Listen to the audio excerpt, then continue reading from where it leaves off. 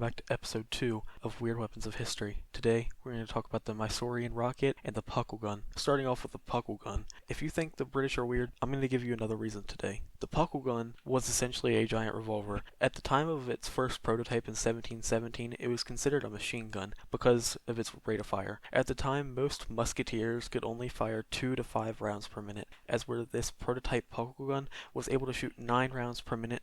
However, the firing was very unstable, so only 2 were ever made, a prototype made of full iron and one official made of brass. Not much else is known about the puckle gun, so we're going to go ahead and move on to the next weapon, which is the Mysorean rocket. Mysore was a nation in India in the late 1700s. They fought roughly 4 wars against the British East Indian Company, and were able to fend off the British for 3 of the 4 wars. You may be wondering how Britain lost 3 wars to a small Indian nation. Well, you can give most of that credit to the Mysorean rockets. Mysorean rockets were very advanced for their time. Using iron tubes to hold the propellant, they were able to fly straight and for about 1.2 miles. Mysorean rockets consisted of a piece of bamboo with a propellant tied to one end and usually with some sort of ammunition on the other. Usually something sharp like arrow, a sharpened piece of metal, or even a sword.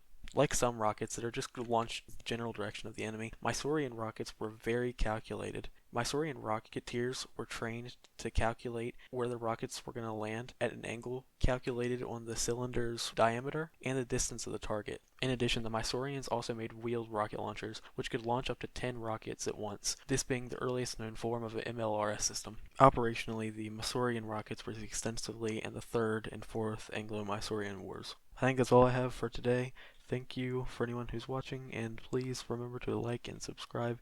Comment what weird weapon of history you would like to see next.